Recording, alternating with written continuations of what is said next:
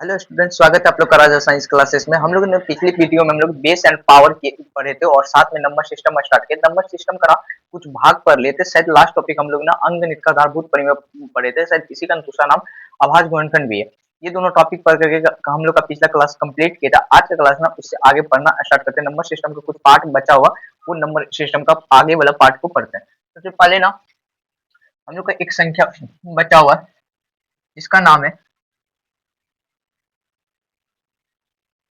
परिमेय संख्या। इसको हम लोग ना रेशनल नंबर के नाम से जानते हैं।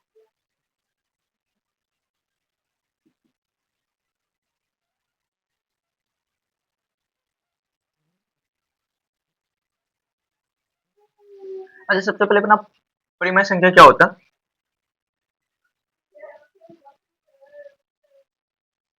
ऐसा संख्या ऐसा संख्या जिसे p अपॉन q के रूप में लिखा जा सके। और कुछ शर्त भी होता है, और ये शर्त का डिस्कशन भी करेंगे। ये शर्त क्यों ऐसा बोलते हैं हम लोग। q नॉट इक्वल होना चाहिए जीरो का। साथ में ये भी है, p और q जो है ना पूर्णांक संख्या। पूर्णांक संख्या पूछे तो धनात्मक पढ़ेंगे, ऋणात्मक पढ़ेंगे और जीरो के सम्मिलित हो। अच्छा, इन कंडीशन पे सबसे पहले चर्चा करते हैं। p बटे q, कोई भी आप दो को पूर्णांक लाइए। ठीक, जैसे कि मान लो कि 4 लिखा हुआ, 4 के बटे हम 2 लिख सकते हैं। यहाँ पे ये p का काम कर रहा है और ये q का, शायद p बटे q के रूप में लिखा हुआ है और q नॉट इक्वल जीरो के बराबर है, शायद परिमेय संख्या। ठीक, अब कोई भी एग्जांपल बोल लो, 5, 7, 9, 5 बटे 4, कुछ भी आपका 1.3333, ये भी एक परिमेय संख्या है, इत्यादि। अच्छा, इस टाइप का ना हम लोग क्वेश्चन करेंगे जब दशमलव प्रसार पढ़ेंगे ना, तो ये एक परिमेय संख्या है, कैसे आता है। ठीक।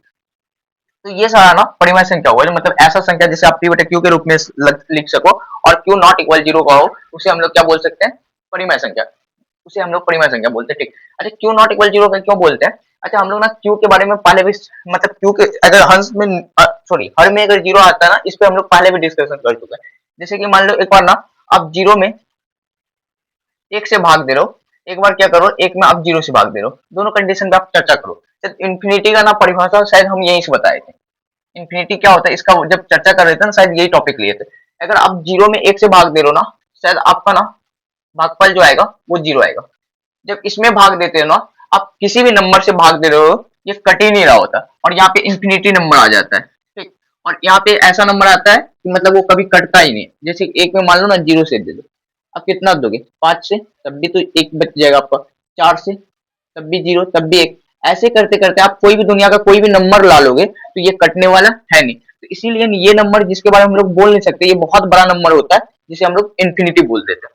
ठीक। और ये परिमेय संख्या जो होता है ना, ये जो होता है ना, एक फिक्स नंबर होता है जिसके बारे में आप कुछ बोल सको। ठीक। तो अगर अगर हम लोग का q के इक्वल में जीरो आ रहा है, अगर q के इक्वल में जीरो आ रहा है, कभी भी नीचे में जीरो आ रहा है, तो ये भाग नहीं लगेगा और इन्फिनिटी नंबर आ जाएगा। और इन्फिनिटी नंबर ना परिमेय संख्या में नहीं आता है, इसीलिए q equal not equal zero का होना चाहिए। ये शर्त दिया होता है। आप लोग कुछ समझ में आया होगा परिमेय संख्या क्या है। जस्ट इसका एक और उल्टा होता है जिसे हम लोग अपरिमेय संख्या के नाम से जानते हैं।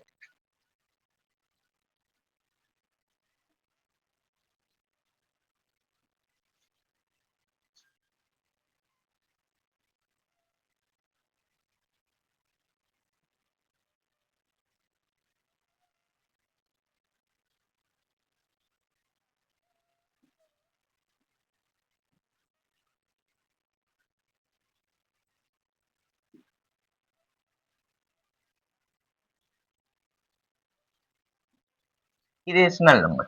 अच्छा, अपरिमेय संख्या क्या होता है? ऐसा संख्या जिसे आप क्या कर सको, ऐसा संख्या जिसे आप p बटे q के रूप में नहीं लिख सको, उसे ना आप परिमेय संख्या बोलते हो। या तो ऐसे बोल लो, अगर कोई भिन्न है ना, ऐसा भिन्न लिखो जिसके q के बारे में ना आप नहीं बोल पाओगे।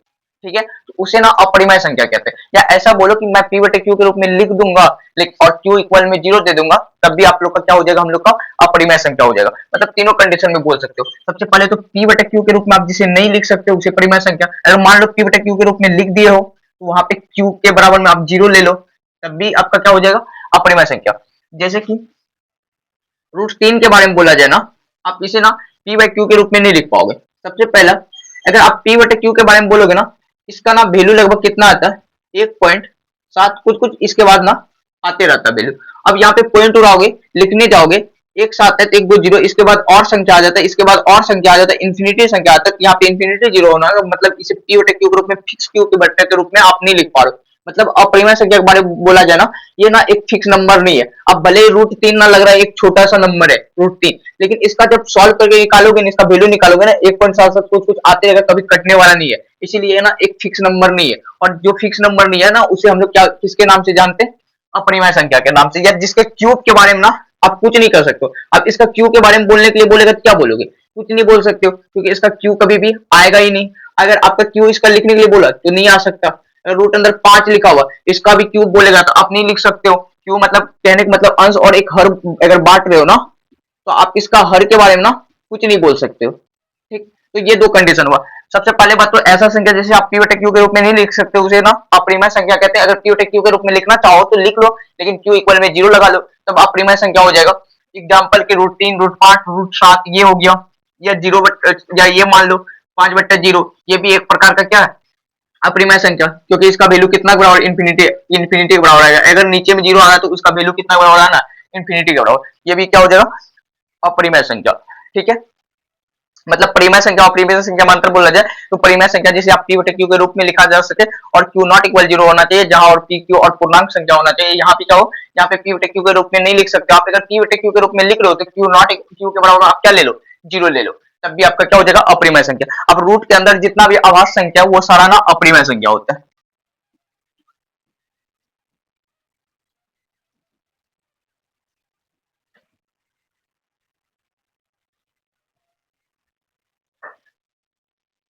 इसके बाद ना हम लोग अगला नंबर जो पढ़ना होता है ना, वो पढ़ते कौन सा?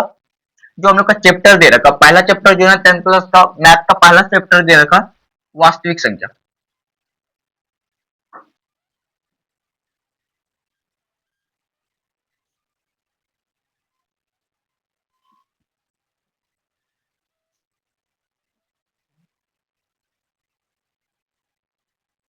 अच्छा, वास्तविक संख्या किसको बोलेंगे हम लोग? परिमेय संख्या, सभी परिमेय संख्या और प्लस सभी अपरिमेय संख्या संख्या के सम्मिलित रूप को।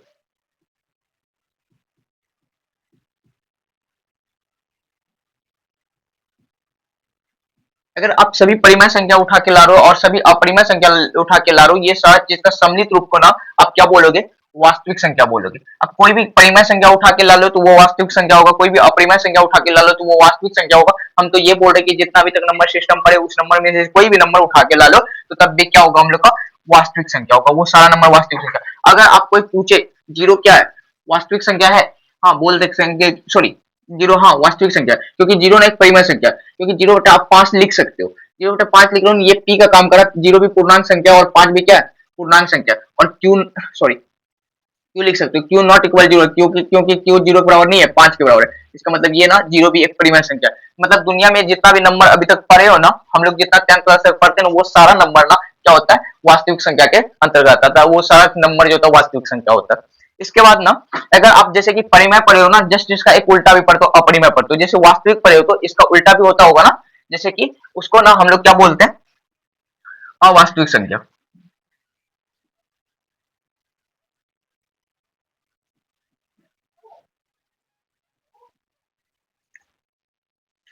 और इसको ना समरित संख्या के नाम से 11th क्लास में पढ़ते हैं। इसको ना कॉम्प्लेक्स नंबर के नाम से हम लोग जानते हैं। ठीक। अच्छा, ये नंबर क्या होता है? अभी तक ना हम लोग रूट के अंदर का अभाज्य संख्या होता है ना, उसे हम लोग अपरिमेय संख्या के नाम से जानते हैं। अभी तक ना हम लोग का वैल्यू ना कभी रूट के अंदर ना नेगेटिव नहीं आया। मान लो रूट के अंदर ऐसे लिखा हो, -3 लिखा हुआ, ऐसे लिखा हुआ, रूट के अंदर नेगेटिव मान लो 4 आ गया, तो इसका ना कभी भी हम लोग वर्गमूल नहीं निकालने जानते। इसका अगर कोई बोल रहा है 2 आ रहा है, ये गलत बात है, 2 नहीं आएगा। या बोल रहा है कोई -2 आ रहा है, ये भी गलत बात है, ये भी नहीं होता। तो इसका ना ये जो होता है ना, जब रूट के अंदर नेगेटिव संख्या आ जाए ना, उसे हम लोग क्या बोल देते हैं? कॉम्प्लेक्स नंबर बोल देते हैं, या तो अवास्तविक संख्या बोल देते हैं, या इसी को हिंदी में समरित संख्या करके बोलते हैं। ठीक, अगर इसको लिखने के लिए क्या करते हैं, इसको ना आई से एक आई का मान लिखते हैं, और आई ना -1 के बराबर होता है। अगर आप यहाँ पे आई पुट करोगे तो इसको ऐसे लिख सकते हो -1 इंटू का, और ये रूट के अंदर कितना आएगा 3 इंटू का आई। ठीक, और इसे ना स्मॉल आई लिखते हैं, क्योंकि कैपिटल आई से ना हम लोग करंट को दर्शाते हैं 10th क्लास फिजिक्स में, इसीलिए यहाँ पे स्मॉल आई और इसे ना आयोटा पढ़ते हैं। यहाँ तक बात समझ में आया क्या? और नंबर सिस्टम ना यही तक होता है, अवास्तविक संख्या। अब ये वाला ना लास्ट है अवास्तविक संख्या, और ये हम लोग का 10th क्लास तक में ना कहीं पे नहीं आता। अब पता है क्या, हम लोग ना द्विघात समीकरण जब पढ़ रहे होते हैं ना, वहां पे रूट के अंदर ना जब डी का मान की बात करी जाए, अभी नहीं पता कि डी का मान आप लोग को समझ में आ रहा है या नहीं आ रहा, मान के चलते डी का मान कर रहे हैं ना, अगर डी का मान ना कभी कभी ना 0 से अगर छोटा आ जाता है ना, सॉरी 0 से छोटा आ जाता है ना, उस कंडीशन में हम लोग बोल देते कि इस कंडीशन में हम लोग का मूल जो है ना एग्जिस्ट नहीं करता, मतलब कि मूल का मान जो है वास्तविक नहीं है। इसका मतलब ये होगा कि डी का मान नेगेटिव आ गया, और डी का मान रूट के अंदर नेगेटिव आ जाता है, और नेगेटिव संख्या जो होता है ना अभी तक हम लोग नहीं पढ़े रहते हैं कहाँ 10th क्लास तक। 11th क्लास में जाओगे शायद फर्स्ट चैप्टर ही शायद इसी को पढ़ना होता है सेट थ्योरी के बाद शायद। ठीक, तो कॉम्प्लेक्स नंबर यहाँ तक आशा करते हैं आप लोग को सारा बात यहाँ तक समझ में आएगा। परिमेय संख्या क्या होता है, अपरिमेय संख्या क्या होता है, और वास्तविक संख्या क्या होता है। अब ना इसके बाद एक टॉपिक है दशमलव प्रसार, उसको भी कंप्लीट ही कर लेते हैं।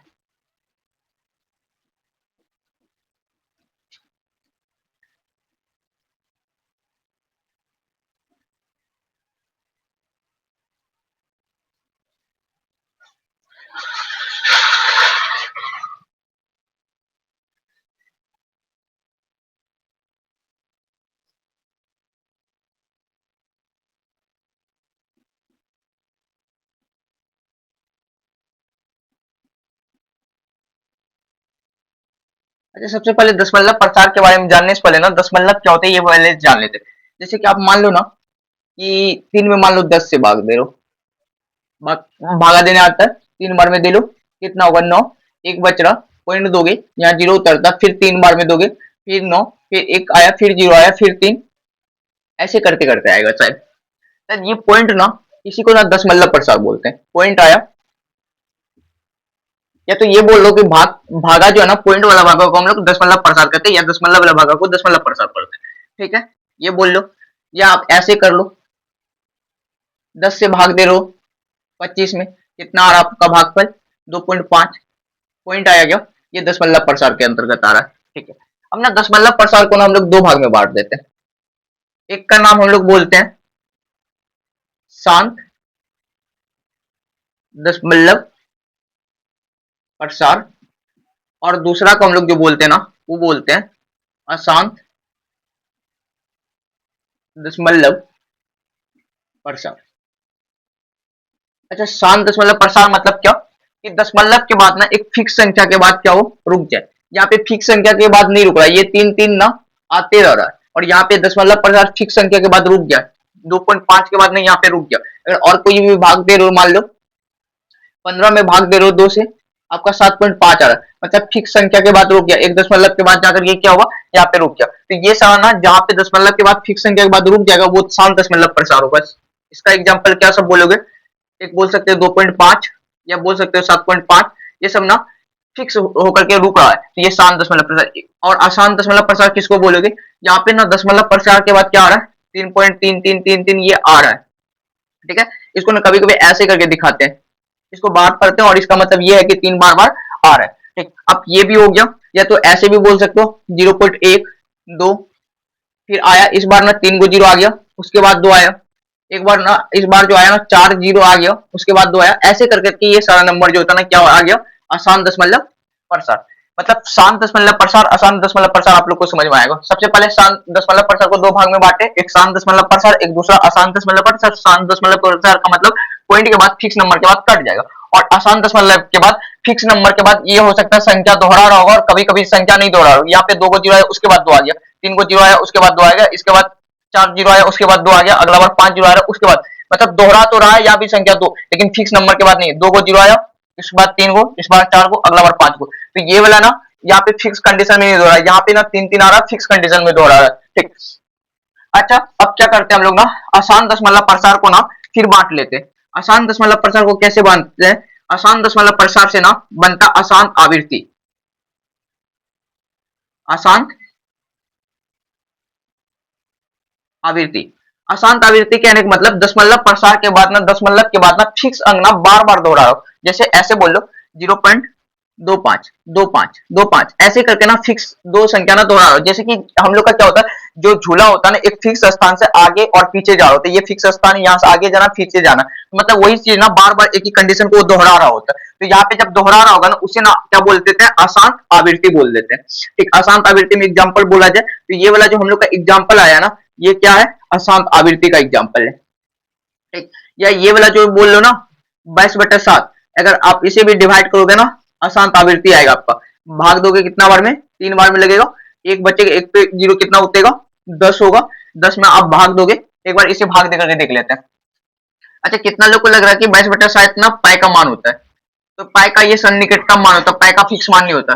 भाग दोगे 3 बार में, एक बचा, एक पे जीरो, एक बार में फिर भाग दोगे, 10 आएगा, 10 फिर 3 बचेगा, 3 पे जीरो, फिर सॉरी 3 पे जीरो 30 हो गया, 4 बार में 28 लगेगा, 2 पे जीरो फिर 20 हो गया, 2 बार में 14 आ जाएगा, फिर बचेगा 6, 6 पे जीरो 60, 8 56 हो गया, उसके बाद 4, 4 पे जीरो 40, फिर 35 लग जाएगा, फिर 5 पे जीरो, फिर कितना बार में, 7 बार में 49, फिर एक बचेगा, एक पे जीरो दोगे 10, फिर एक बार में लगेगा, फिर 3 पे जीरो 3 होगा, फिर 4, मतलब अब यहाँ से ना एक आया, अब फिर 4 आया आपका, फिर अगला नंबर 2 आएगा, फिर अगला नंबर जो आएगा 8 आएगा, फिर अगला नंबर आपका जो 5 आएगा, फिर अगला नंबर 7 आएगा, फिर यहाँ से ना 1 से दोहराना स्टार्ट होगा। मतलब 22/7 को भी डिवाइड करोगे ना, एक फिक्स नंबर के बाद क्या होगा, दोहराना स्टार्ट कर देगा आपका, 8 5 7, फिर यहाँ से अब क्या होगा, ये संख्या ना फिर से 1 से स्टार्ट होगा, रिपीट हो जाएगा। मतलब इस प्रकार का फिक्स नंबर जब उस संख्या के बाद दोहराना स्टार्ट कर देना, ये सारा नंबर को जो ना अशांत आवृत्ति में, इस प्रकार के दशमलव प्रसार को अशांत आवृत्ति में रखते हैं।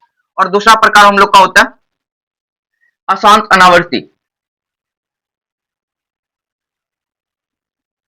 अशांत अनावृत्ति के एग्जाम्पल बोले तो ये एग्जाम्पल जो है ना अशांत अनावृत्ति का, यहाँ पे क्या हो रहा है,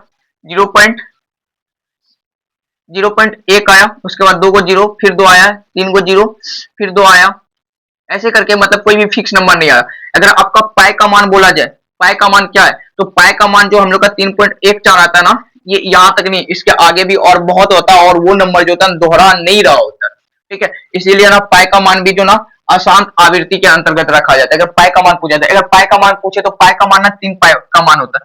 पाई का पहला मान जो होता है ना, ये 22/7 जो लेते हो ना, ये सन्निकटतम वैल्यू है, मतलब आसपास है। ठीक है, या तो पाई का मान एक और होता है जिसे आप लोग मैथ में सॉल्व करते टाइम 3.14 लेते हो, ये भी सन्निकटतम मान ही है। और पाई का मान एक और होता है रेडियन में, जिसे आप लोग बोलते हो 180°। पाई का ये तीनों मान होता है। ठीक है क्या, अब ना इसके बारे में और बोल लेते हैं। शांत दशमलव प्रसार आपको समझ में आया होगा। अच्छा, पता है क्या, शांत दशमलव प्रसार ना हमेशा जो होता है ना, ये परिमेय संख्या होता है, ये बात ध्यान में रखिएगा। शांत दशमलव प्रसार जो होता है ना, ये कैसा संख्या होता है, ये परिमेय संख्या होता है। अशांत आवृत्ति के बारे में बोले तो ये भी क्या होता है, परिमेय संख्या होता है। ठीक, और ये जो होता है ना अशांत अनावृत्ति, ये जो होता है आपका एक अपरिमेय संख्या होता है। अच्छा, कैसे बोल सकते हो कि ये सर परिमेय संख्या है, अगर इसके बारे में बोला जाए तो इसका आप हर लिख सकते हो 10, इसका पी और क्यू के रूप में लिख रहे हो, इसे भी पॉइंट उड़ा लो तो इसका भी पी और क्यू के रूप में लिख पाओगे।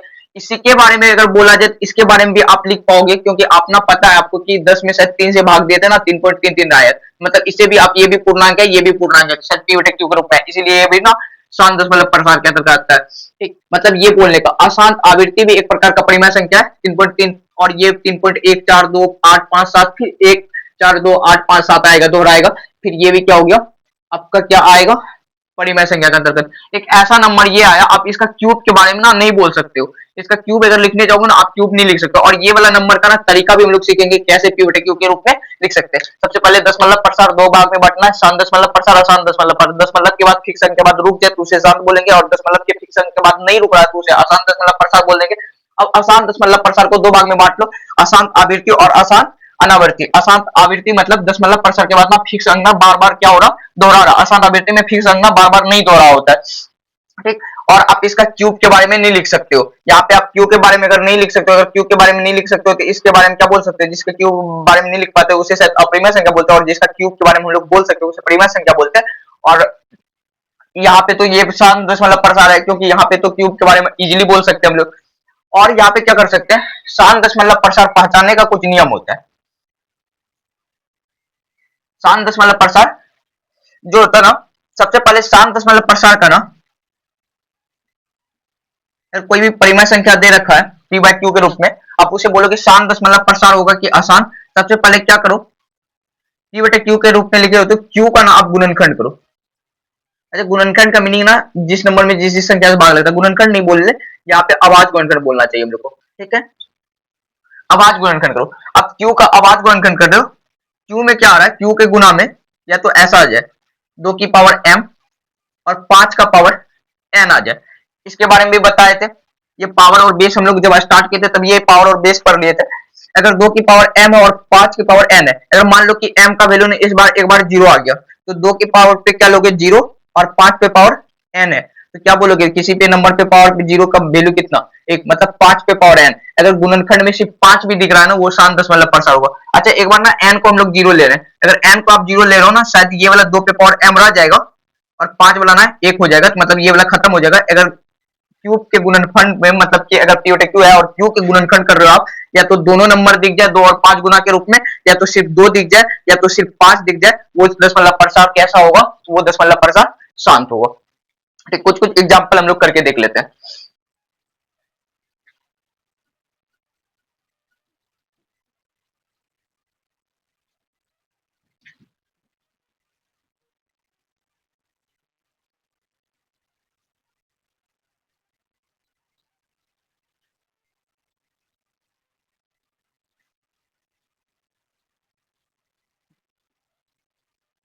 जैसे कि आप लोग के पास ना एग्जाम्पल है 15/10 लिखा हुआ,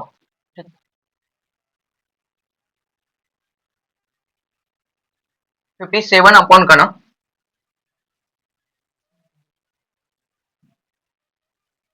50 लिखा हुआ। अच्छा, ये दोनों के बारे में पूछा जाए, सबसे पहले नहीं ये नंबर का करते, सबसे पहले हम लोग को क्या करना, क्यूब का गुणनखंड करना। अगर 50 का गुणनखंड करोगे ना, शायद 50 को लिखोगे 2 गुना 5 इंटू का 5, शायद आपका गुणनखंड में ना 2 और सिर्फ 5 ही दिख रहा है, सही है क्या, 2 और 5 दिख रहा है। अगर 2 और 5 दिख रहा है ना, वो दशमलव प्रसार कैसा होगा, तो ये बात हम लोग बता सकते हैं, ये दशमलव प्रसार जो आएगा ना, शांत दशमलव प्रसार आने वाला है, ठीक है क्या। अच्छा, जब इसका भी करोगे ना, इसका भी गुणनखंड आप क्या करोगे, 2 और 5 लिख सकते हो। इसका अगर आप आज गुणनखंड कर रहे हो 10 का, इसमें भी गुणनखंड 2 और 5 ही दिख रहा है सिर्फ, ये भी क्या होगा, शांत दशमलव प्रसार। अगर 15 बटे मान लो ना 8 लिखा हुआ, इसका अगर गुणनखंड करोगे ना आप 2 पे पावर 3 लिख सकते हो, इसमें भी सिर्फ 2 दिख रहा है, ये भी कैसा होगा, शांत दशमलव प्रसार होगा। अगर मान लो कि 2 पे पावर ना, सॉरी, मान लो 77 है अपॉन का, अपॉन का, अपॉन का मान लेते 25 लिखा हुआ, यहाँ पे ना 77 बट्टे अपॉन का 5 के गुना के रूप में दिख रहा है, तो अगर 5 के गुना के रूप में दिख रहा है तो ये भी क्या होगा, शांत दशमलव प्रसार होगा। ठीक, अब क्या होगा, अगर मान लो कि कभी शांत दशमलव प्रसार नहीं आया, मतलब ये 2 और 5 के अलावा और कोई नंबर गुना के रूप में आ गया हर में, हर का या तो क्यूब का गुणनखंड कर लो अपना गुणन, 3 और आ गया, मान लो कि 7, या सिंगल 7 आ जाए, सिंगल 3 आ जाए, या 6 आ जाए, मतलब 5 और 2 के अलावा कोई भी आएगा ना, अगर उसका ना आप डिवाइड करोगे तो वो जो आएगा कैसा आएगा, अशांत, अशांत आवृत्ति आएगा। और ये अशांत आवृत्ति ना शायद पी बटे क्यू के रूप में लिखा हुआ था, और उसी को डिवाइड करने से अशांत आवृत्ति आया, तो ये भी कैसा नंबर हो जाएगा हम लोग का, परिमेय संख्या हो जाएगा। इस टाइप का एक क्वेश्चन अभी हम लोग करके देखेंगे, कैसे लिखते हैं अशांत आवृत्ति को पी बटे क्यू के रूप में।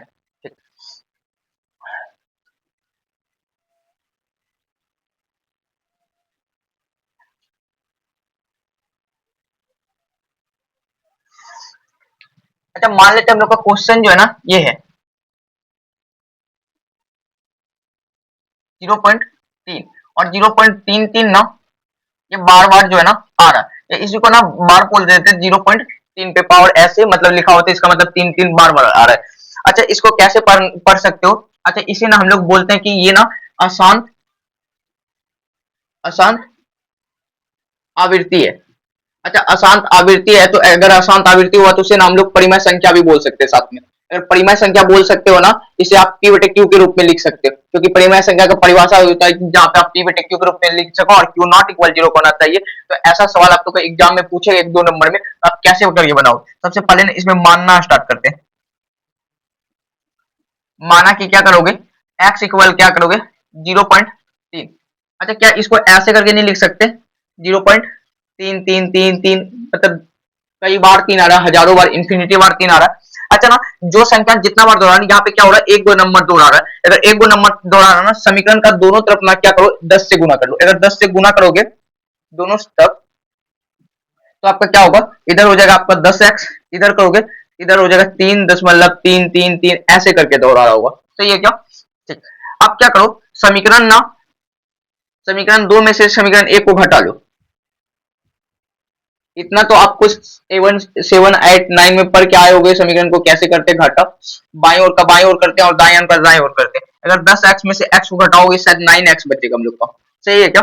अब इधर घटाओगे इसमें से, अगर इधर तो इन्फिनिटी आ रहा है और इधर भी 3 इन्फिनिटी आ रहा है, इसमें क्या बचेगा, 3 में से 0 जाएगा, हम लोग का बचने वाला कितना है 3 बचेगा। सही है क्या?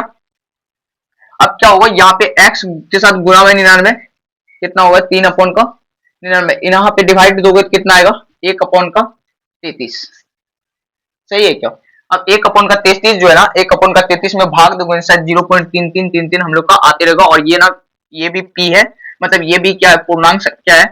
और नीचा में जो है ना जीरो भी नहीं है, और ये भी क्या है, पूर्णांक संख्या। इसका मतलब ये जो है ना परिमेय संख्या। समझ में आया क्या? अब ना इसका ना एक एग्जाम्पल देते हैं, आप लोग इसको लिख करके बताइएगा कितना आएगा, कमेंट कीजिएगा। 0.25 कितना आएगा, एग्जाम्पल और दे देते हैं। 10.33 आ रहा है, इसको कैसे लिखोगे,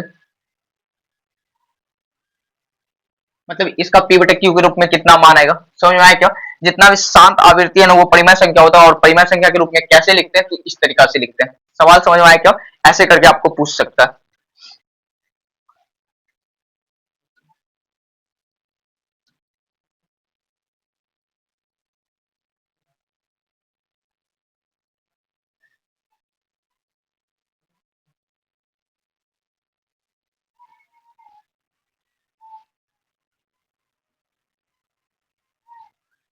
अभी तक हम लोग क्या किए कि हम लोग ना नंबर सिस्टम को कवर कर लिए। आज का क्लास में पूरा नंबर सिस्टम कंप्लीट हो गया। साथ में दशमलव प्रसार भी पढ़ लिए, और कौन सा दशमलव प्रसार परिमेय संख्या और कौन अपरिमेय संख्या ये भी जान चुके हैं। उसके बाद क्या हुआ, बेस एंड पावर पढ़ लिए थे।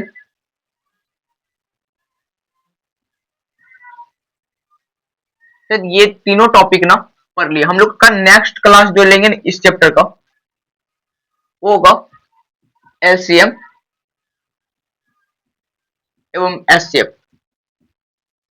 और इसका ना हम लोग जो अभी तक में ना भाग मेथड से जानते हैं, यहाँ पे आवाज गुणनखंड मेथड भी जानते हैं, और आवाज गुणनखंड मेथड 7, 8, 9 में भी पढ़ लेते हैं, ऐसा कोई बात नहीं कि 10th में आगे। तो यहाँ भी इसके बारे में जानते हैं, आप पहले से भी जान रहे होगे।